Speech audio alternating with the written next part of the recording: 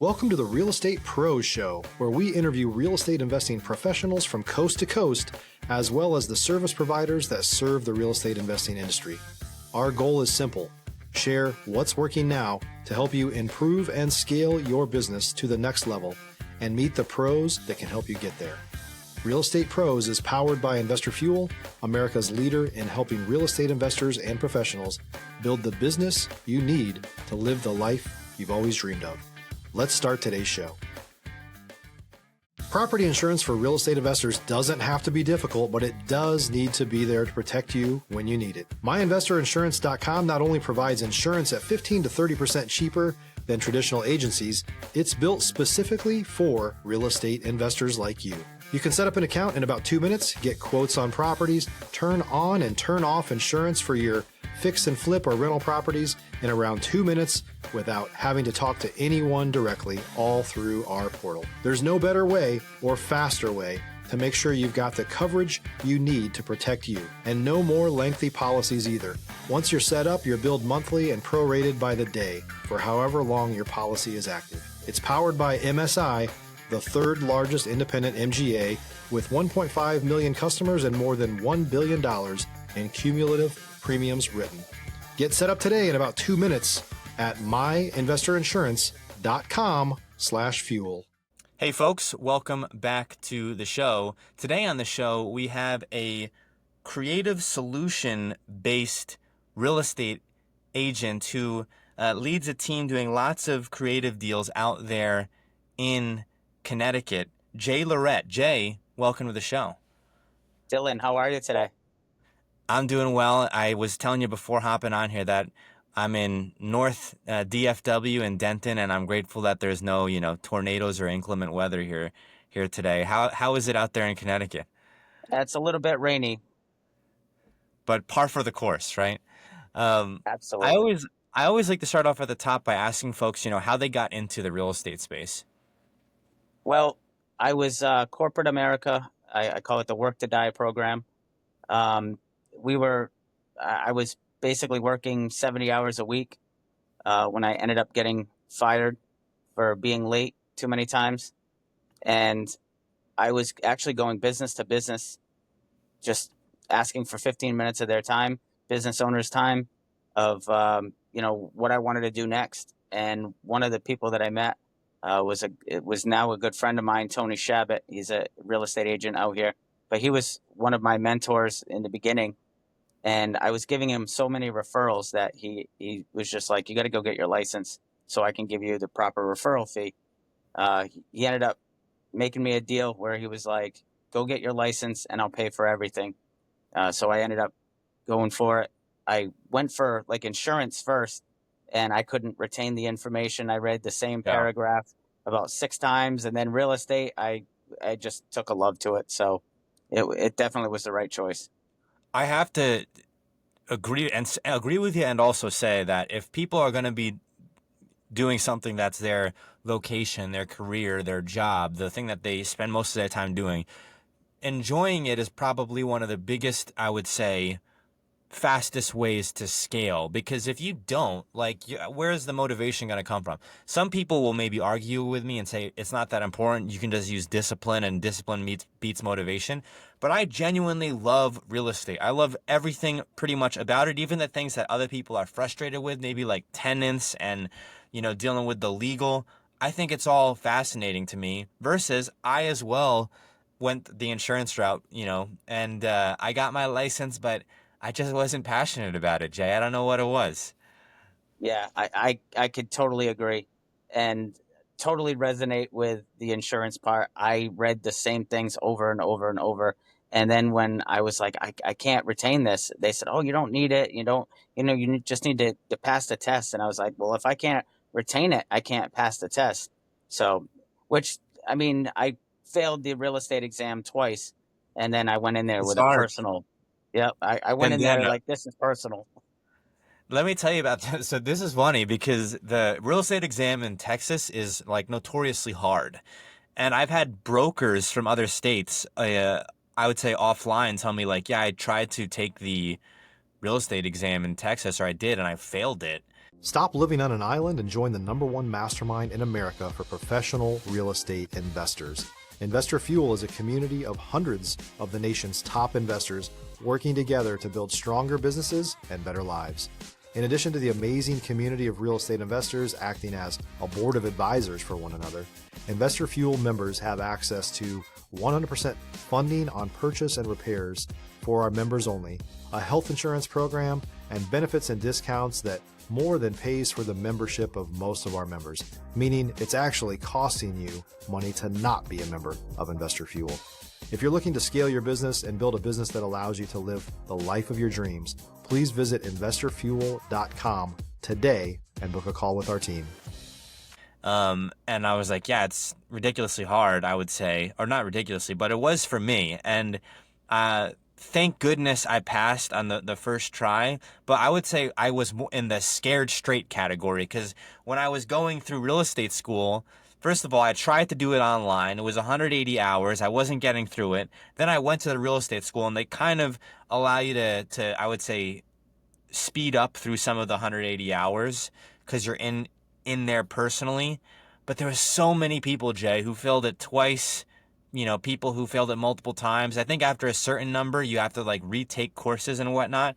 So I studied hard for that exam, and I did not think I was going to pass. When they handed me the certificate that said pass, I just bolted out of there. I said, let me get this before they change their mind or something like that. Yeah, I had this similar experience. I wanna ask you about that first year in the business. I know you're involved in a lot creative current day. At that point in time, once you got the license, what did that first year look like for you? So I actually had clients before I had my license, but I was working with my mentor at the time. I was working at a dealership, so I was taking lunch breaks and going to showings and doing some stuff to kind of just try to make it work beforehand. The dealership ended up. I was not a car guy. I did what I was told. I was very, positive. So Yeah. it was a good experience when people, interacted with me. But at the same time, I was not knowledgeable in the car field. So I had a few clients here and there, made some money, realized that it was possible. But then I think year number 2, when I got into the investing space, I know you mentioned wholesaling. Yeah. Once I got into wholesaling, I was like, okay, this is the area I want to be in. What year are we talking about? What year roughly? That was about year 2. So I had my license, and then I got into the investor space. We started hosting real estate meetups in Northeast Connecticut. We were one of the only ones doing it, and because from our meeting, we ended up having other investors throw them in the areas because of our proximity to Mass and Rhode Island. We have some quite large ones in Mass and Rhode Island that have started because of what we created. Was this pre-COVID? What year are we talking about here? Actually, it was right in our first one, I think, was right around the beginning of COVID. Is when they, and it was funny because we were like, oh, we can't post these pictures because no one's wearing masks. And one of our guest speakers, he's a big investor. He has quite a big following, and he started just sharing all these photos from the night. And we were like, oh my God, we need to contain these as much as possible. I know the East Coast was a different, thing that during that time period. I'm in Texas right now, so we're a little bit more lax. But I remember being in Baltimore, Maryland, I believe, maybe DC area, and I went to a Gold's Gym, and I'm on one of the machines in the middle of a set, and I just take my mask down, and then I get someone yelling at me. I'm like, oh, I'm not even thinking about it. They come over to me. It's one of the employees. They're like, pull your mask up. I said, my gosh, I guess I just won't breathe then. But I guess, we'll figure it out. Yeah, it was crazy over here. I remember right in the beginning of it, too, moving my parents from Florida to Connecticut. They moved down there, and then they said, this is enough, move me back. I flew down there, moved them up, and it was right in the beginning of it, and we couldn't use bathrooms, and it was quite challenging to say the least. If you're looking for consistent, high-quality leads, look no further than Investor Machine. Investor Machine isn't just another agency. It's the most sophisticated, data-driven lead generation company on the planet for real estate investors, and serves the role of being not just a lead generator for your business, but a marketing partner that is helping you achieve your goals along the way. Go to investormachine.com to learn more and schedule a call with our team today.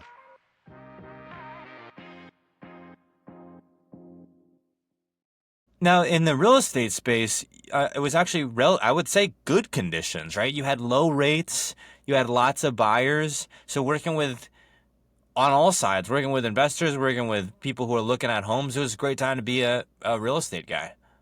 Oh, absolutely. I ended up having, because of I'm a father of 9, so a lot of the families that have large families, they actually gravitated to me because they knew, upon showing stuff like that, they knew that I was great with kids, and I understood about large families and challenges like that. So it was quite the experience in the beginning.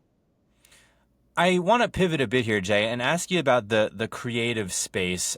Being an agent myself, understanding that a lot of times agents and I would say investors and agents who work with investors are kind of at odds. I've noticed this. It's almost like another creative offer. But I like that space, and I think you probably have a similar affinity towards it. I prefer actually the investment side of things over the traditional listing, single family homes and working with people who are, first time buyers and so on and so forth.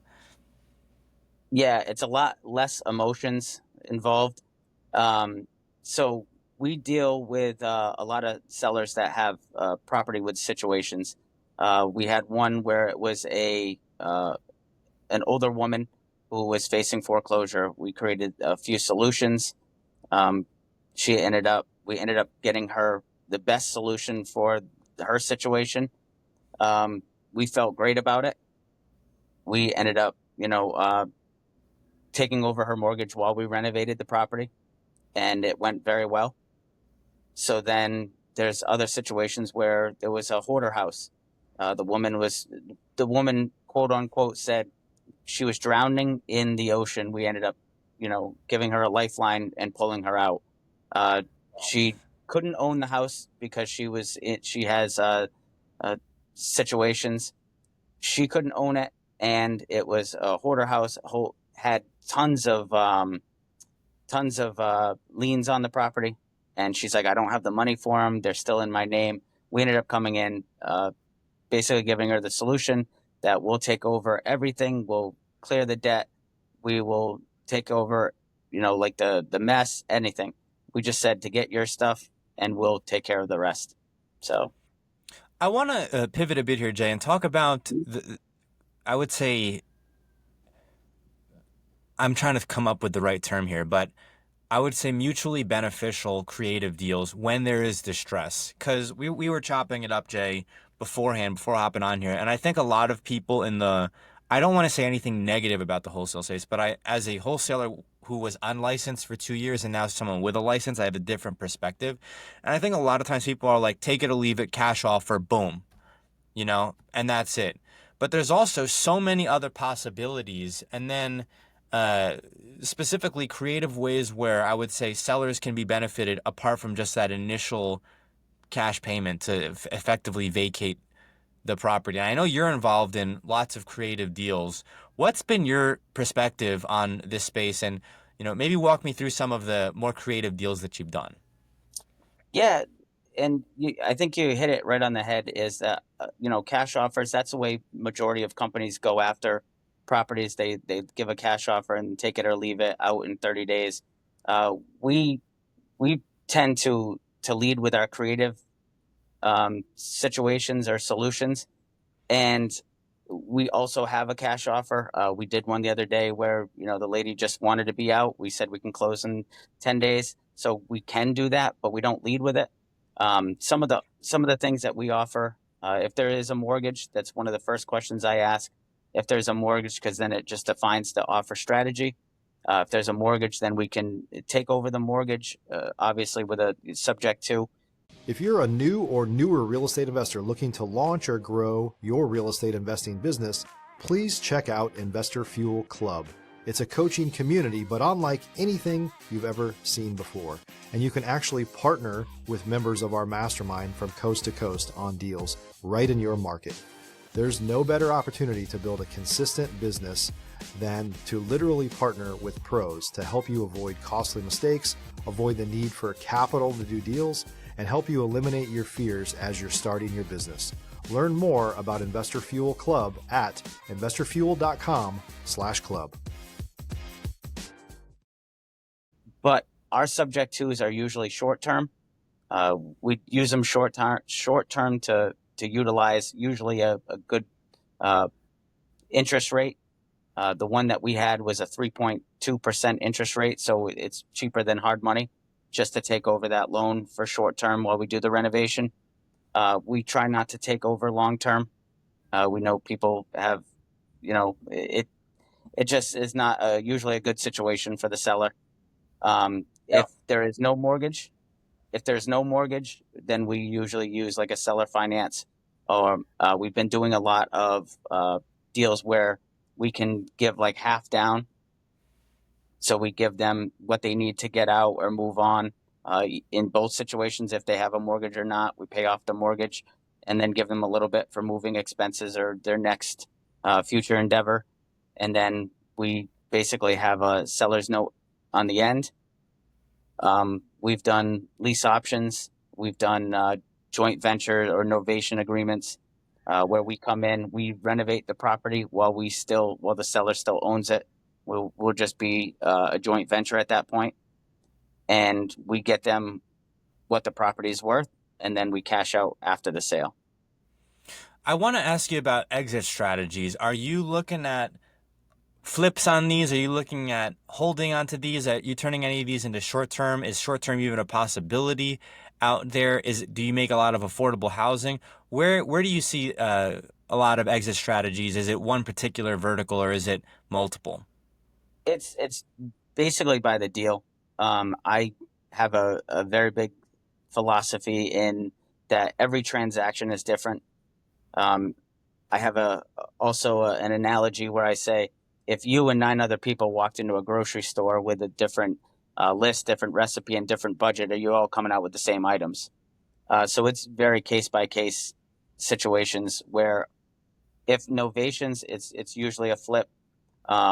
If we can get it at a good price for seller financing, then we would consider renting it if it has like a good cash flow amount. We have one right now that we're working. We have it under agreement. We're supposed to be closing in a few weeks, where it is a seller finance, 0% interest rate, and we have a 90-day deferred payment so that we can bring in tenants. So that's obviously going to be a great, tool or strategy that we're going to use to get a tenant in there in that time frame. Yeah, I mean, all these exit strategies and these unique and creative ways to put deals together, I would say are specifically something that is niche, I would say, in the investing wholesale space. But then as a real estate agent myself, I think when we're not in the hottest market ever, people are more open to these creative solutions. And you were mentioning before hopping on here that you're also bringing some of this creativity to properties that maybe are listed for long periods of time, or maybe collaborating with other agents on deals that aren't moving. Yes, absolutely. We use a collaboration over competition approach. We reach out to agents weekly, ones that we haven't touched base with in a while. We talk amongst our brokerage. So my brokerage already knows that I'm not trying to go after listings, that I actually give the listings away. And that's one of the things that we offer with agents, that we compensate them for the referral. We'll fix the property up. And if it's if it's a flip as an exit strategy, or even if it's a rental after, they can either have the lease or they can have the listing back after we complete the renovation. Lots of interesting strategies here. I think as far as realtor investors, I think more opportunity potentially in markets that are, I shouldn't say more, I would say there's more openness to working with investors, working with these creative strategies when folks maybe aren't in the hottest type of market. Jay, we are coming up on time here, though. Where can folks go maybe to learn more about your business or to reach out to you, get in contact with you? Yes, absolutely. We are at LiretteInvestmentGroup.com. We also have daily social media posts from Facebook, TikTok, Instagram, LinkedIn. 860-334-1869 is the best way to reach me, and Lirette.investment.group@gmail.com. Jay, thank you so much for coming on the show here today. Thank you very much for having me. Thanks for joining us for today's Real Estate Pros Show. You can learn more about the amazing benefits of the Investor Fuel Mastermind community, including surrounding yourself with hundreds of other rock stars, 100% financing for your deals, and members-only discounts from vendors you're likely already using that, as a member of Investor Fuel, will save you more than the cost of your membership. Visit investorfuel.com to learn more. If you're interested in joining us as a guest of this show, please visit investorfuel.com/pros to apply. You can also check the show notes for access to free resources, how to get access to world-class lead generation, and much more. Don't forget to subscribe so you never miss another episode. Have a great day. We'll see you on the next show.